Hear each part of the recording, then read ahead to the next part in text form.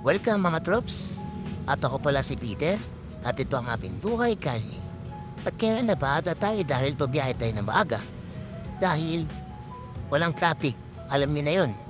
Pag sa gabi walang traffic. At ito hawak ko yung tubo. I-checkin ko lahat ng mga gulong na para malaman ko na hindi siya flat. Iba kasi yung tunog niya pag flat eh. Parang walang malambot. Sobrang lambot yan. Kalawat kanan check ko. Yan. Tapos pag okay na, yan, nalabas na ako. May busina pa yan. Tapos, yan, nandahan. Yan. Ito pala mga crops sa marga ko. Hollow block, coco lumber, plywood bakal. Talagang loaded talaga to mga crops. Sobrang bigat. Kaya ingat sa pagmamaneho, dasal lagi ang una ating gagawin. At siyempre, mabigat na nga, dahan-dahan natin magmaneho. Wala pang kilo yung plaka. Pero yung mga troops inayos ko yan, pinenta ko agad. Kasi yan, delikado yan dahil 5,000 din yan pag nahuli ka. Yan, nakita ko mga troops, kalmado na pag nagmamaneho. Yan naman talaga pa nagmamaneho. At siyempre mag-seatbelt ka, yan ang pinaka una-una mong gagawin. At ito, sobrang aga ko, kaya walang mga sasakyan gaano. Kaya yung biyahe ko, dire-diretso. Walang aberya. Ayan, nakikita nyo? Sobrang luwag. Dahil bumiyaya ko nito ng 4:30. Yan. Ito nyo, sobrang luwag. Ayan, no? Kaliwat, kanan. May mga establishment na 24 oras bukas. Hindi natutulog.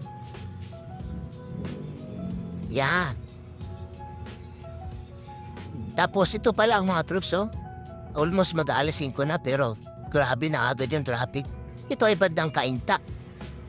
Yan yung sa left side, papunta na yung mga C5, yan. Tapos ito mga troops, andito na kami sa location ng deliveran. Kaso nga lang, ang receive niya, or pwede pa kayo papasukin ay alas 8 pa ng umaga. Kaya naghanap-hanap ako, ikot-ikot, ng makakain o machichicha. Dahil, yun, no, uncles dyan. Swerte nakita ako. Alam ko dito may lugaw. Hindi wala. Kaya pupunta na lang ako dito. Siyempre, tinapay lang tayo. Ayoko na magkanin. Kaya kinuha ko rito yung tuna mel kariman. Tinapay lang muna tayo. Siyempre, pinawarm ko na rin. Yan. Unang kagat sa inyo mga troops. Yun, no? Pero mga troops, sobrang init yan ng loob. Tingnan nyo. So, ang gitna. Sobrang init niyan. Tingnan mo rin taas kasi medyo paliwanag na rin.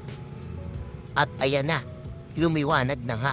And alas 8 na, pinapasok na kami doon sa loob ng subdivision. Yan.